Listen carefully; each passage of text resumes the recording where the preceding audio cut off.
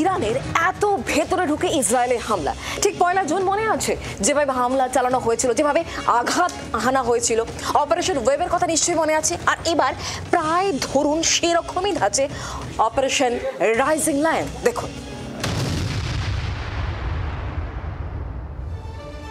একের পর এক হামলা, ক্ষত বিক্ষত ইরান। ইসরায়েলের হানায় মৃত সেনা প্রধান, শীর্ষ সেনাকর্তা সহ একাধিক। ইসরায়েলের শক্তিশালী ড্রোন আর মিসাইল হামলা, অথচ ইরানের আকাশপথে সর্বক্ষণের কড়া নজরদারি। একাধিক রাডার ইনস্টলেশন ইরানের, একাধিক সারফেস টু এয়ার মিসাইলের পাঁচিল।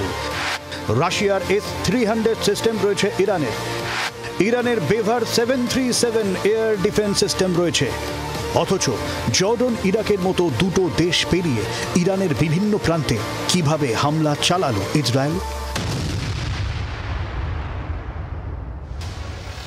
রাশিয়ায় ড্রোন পাচার করে ভেতর থেকেই হামলা চালিয়েছিল ইউক্রেন, অপারেশন স্পাইডার ওয়েব।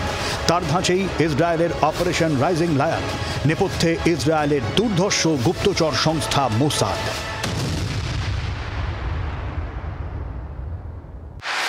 দীর্ঘদিন ধরে ইরানের ভেতরে মোসাদের গোপন ঘাঁটি গেড়েছিল। ইরানের ভেতর গোপন ড্রোন বেস তৈরি করে ফেলেছিল মোসাদ।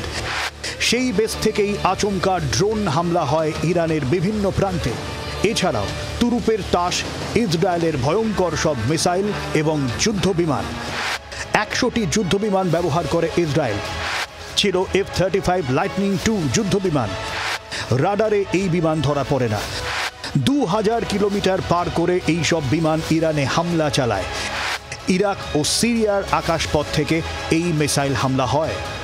আর সেই কারণে ইরাকের ওয়ার্নিং সিস্টেমকে কিছুক্ষণের জন্য জ্যাম করে দেওয়া হয়। সিরিয়ার এয়ার ডিফেন্স সিস্টেমকে ধ্বংস করা হয়। খুব কম সময়ের মধ্যেই ইরানের ওপর হামলা চালায় ইসরায়েলের বায়ুসেনা।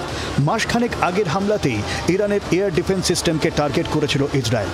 পরিকল্পনা চলছিল তখন থেকেই। ব্যুরো রিপোর্ট, জি 24 ঘন্টা।